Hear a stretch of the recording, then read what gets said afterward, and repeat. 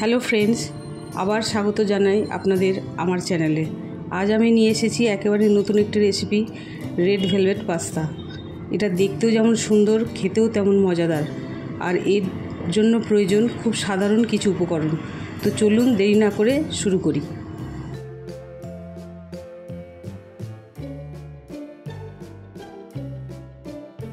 প্রথমে আমরা পাস্তা সেদ্ধ করব।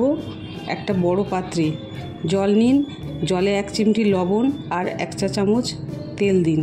জল ফুটে গেলে পাস্তা দিয়ে 8 থেকে 10 মিনিট সেদ্ধ করুন। সেদ্ধ হয়ে গেলে ছেঁকে রাখুন।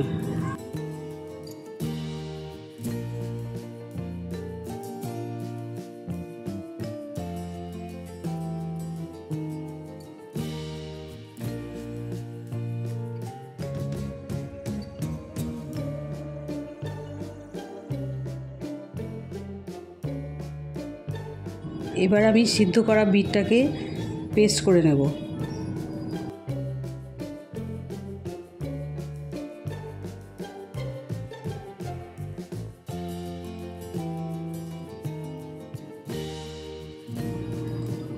এবার একটা ফ্রাই প্যানে 2 টেবিল স্পুন সাদা তেল গরম করার জন্য দেব। গরম হয়ে গেলে তাতে কুচি করা 1 চামচ রসুন দেব। রসুনের যখন সুন্দর একটা সুগন্ধ বের হবে তখন আমি এতে সেদ্ধ করা পাস্তা দিয়ে দেব। পাস্তার উপরে আমি অরিগানো আর গোলমরিচের গুঁড়ো 1/2 চা চামচ আর পেস্ট করা বিটটাকে আমি ওর উপরে দিয়ে দেব। দিয়ে 2-3 মিনিটের জন্য রান্না করব।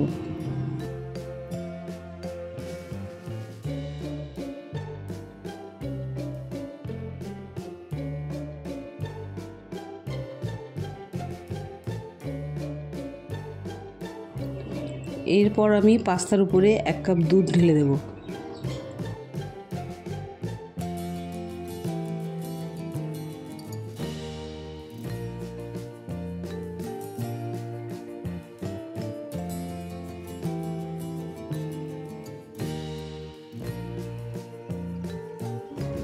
এরপর আমি আরেকটু নুন দিয়ে দেবো, কারণ নুনটা একটু কম হয়েছিল।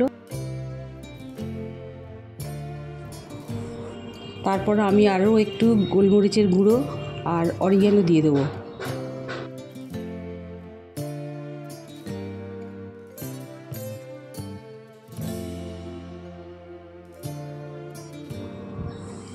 তারপর পাস্তাটা হয়ে গেলে ওর উপরে 2 টেবিল স্পুন আমি ক্রিম দিয়ে দেবো। ক্রিম দিয়ে নাড়াচাড়া করে তারপরে নামিয়ে নেব।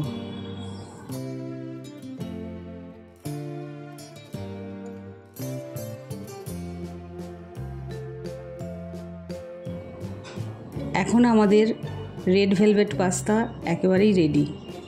পরিবেশনের জন্য উপর থেকে গ্রেটেড চিজ একটু ছড়িয়ে দিন। এতে খেতে যেমন সুস্বাদু, দেখতেও তেমন লোভনীয় লাগবে।